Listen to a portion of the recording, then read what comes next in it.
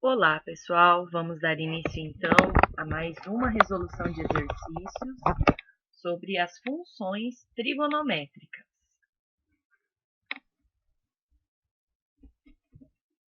Questão 123.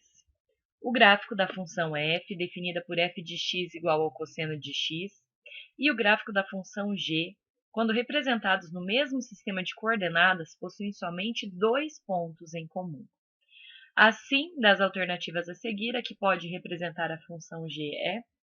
Então, nós queremos saber um modelo de gráfico que se intercepte em apenas dois pontos com a função f. A função f é a função cosseno. Então, olhem só.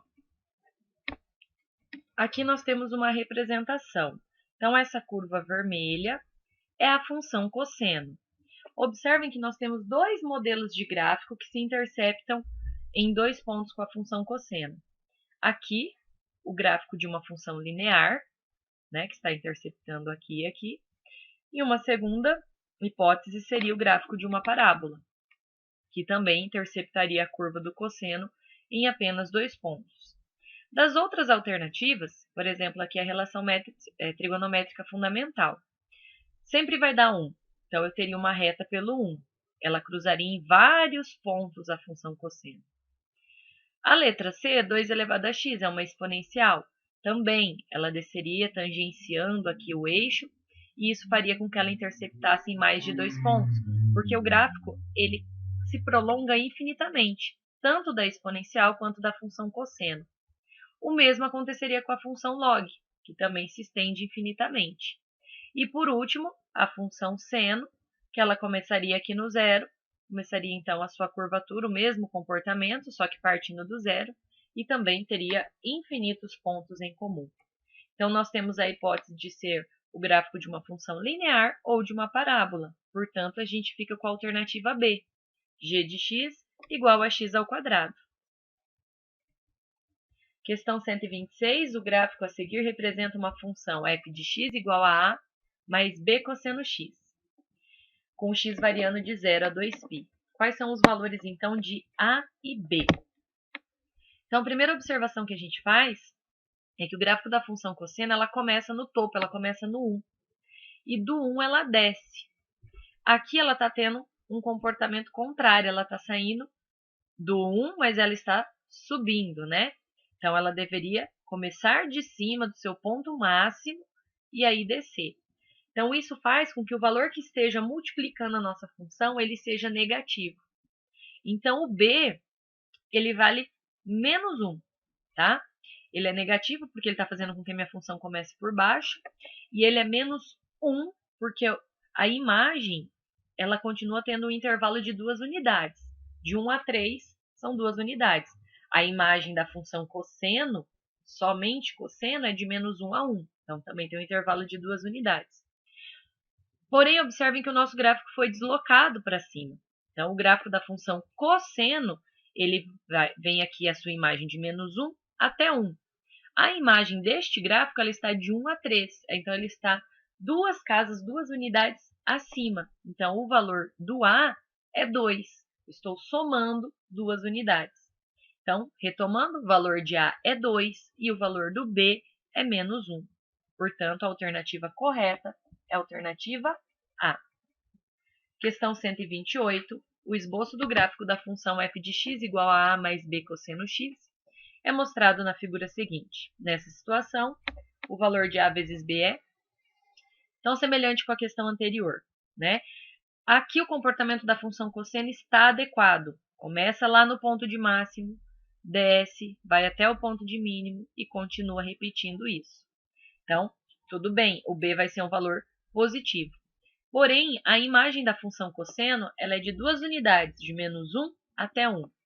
Aqui a imagem, ela tem 4 unidades, ela tem o dobro, de 1 até 5. Então, a imagem está contendo aqui um intervalo de 4 valores, né? De 4 unidades. Então, isso faz com que esse valor de b, então, ele tenha dobrado o tamanho, digamos assim, da minha função cosseno. Então, o b vale 2. Agora, o a é em relação ao deslocamento. Então, o centro aqui da minha função vai ser no 3. Olha só, a minha função sobe 2 para cima do 3 e 2 unidades abaixo do 3. Então, esse aqui seria o meu referencial, que seria anteriormente o meu zero. Então, a função ela teve um deslocamento de 3 casinhas para cima. Né? O que antes era o zero aqui, aqui passou a ser o 3. Então, significa que o A vale 3. Portanto, A vezes B é 6. Alternativa D. Questão 132. Observe o gráfico e sabendo que ele representa uma função trigonométrica, a função y de x é... Então, olha só. A função começa no zero. A função que começa no zero é a função seno. Entretanto, a função seno ela começa no zero e sobe. Essa aqui está começando no zero e está descendo. Então, significa que eu tenho algum valor negativo multiplicando a função seno, que está invertendo o sentido dela. Que valor é esse?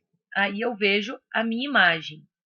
A imagem da função seno é de menos 1 a 1. E aqui ela está de menos 2 a 2. Então, está dobrando o tamanho. Então, o valor que está multiplicando aqui é menos 2. E agora, nós temos que ver aqui o período. Então, olha, um período, né, uma curva completa é de 2π sobre 3. O período da função seno é 2π. Aqui ele está sendo dividido por 3. Então, o período é 1/3 do período original, o que significa, então, que o ângulo está sendo multiplicado por 3. Então, se o período é dividido por 3, né, que é o valor do meu C, então o C é o valor que acompanha x, x está sendo multiplicado por 3. Portanto, a alternativa correta é a alternativa B. Questão 133. Os desfiles de moda parecem impor implicitamente tanto vestir-se bem quanto ser bela, definindo desse modo padrões de perfeição. Nesses desfiles de moda, a rotação pélvica do andar feminino é exagerada quando comparada ao marchar masculino, em passos de igual amplitude. Esse movimento oscilatório do andar feminino pode ser avaliado a partir da variação de um ângulo θ, conforme ilustrado na figura a seguir, ao caminhar uniformemente no decorrer do tempo t. O modelo matemático que pode representar esse movimento oscilatório do andar feminino é dado por θ de t é igual a π sobre 10 cosseno de 4π sobre 3 vezes t. Nessas condições, ele quer saber, então, o valor de θ de 3 sobre 2. Então, se eu quero saber o θ de 3 sobre 2, eu preciso substituir essa fração no lugar do t. Então, a expressão fica assim, ó, π sobre 10 cosseno de 4π sobre 3 vezes o t, que nesse caso vale 3 sobre 2. Então, aqui, π sobre 10 cosseno, eu tenho um 3 multiplicando em cima e embaixo, já posso simplificar. 4π sobre 2. 4π dividido por 2 é 2π. 2π é 360 graus e o cosseno de 360 graus é 1. Então, eu fico com π sobre 10 vezes 1, que é π sobre 10. Portanto, a alternativa B. E a nossa última questão, o número de soluções da equação x² menos x menos cosseno de x igual a 0. Então, aqui nós podemos fazer referência à primeira questão que nós resolvemos. Olha só, se eu passar a função cosseno para o outro lado, menos cosseno de x vai passar mais cosseno de x. Então, eu fico com x² menos x igual a cosseno de x. Então, eu tenho uma parábola igual à função cosseno. Então, como nós vimos naquele primeiro exercício, a parábola com a função cosseno, então ela tem 2 pontos em comum. Então, o número de soluções desta equação é igual a 2.